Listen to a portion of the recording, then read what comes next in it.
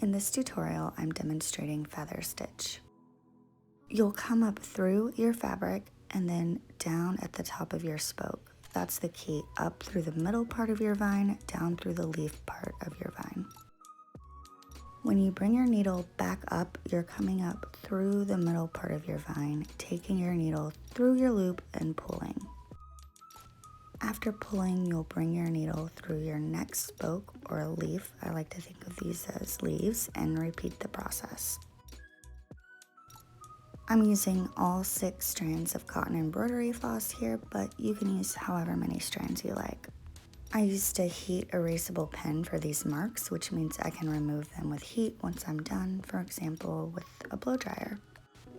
You can make these spokes or leaves as long as you want and as close together as you want. The closer you make them to one another, the smoother the middle part of your vine will be in terms of how smoothly it follows a curve. For example, I made my leaves kind of close together here because I wanted to show how easily this stitch can follow a curve. If they were more spaced out than this, it would produce a more jagged curve than what you see here. If that's the effect you're going for, great. If you want an even smoother curve than what I have here, also great. This is a super easily modifiable stitch in that way. I like to use this stitch for vines and wreaths and general embellishments, but you could use this stitch for all sorts of things.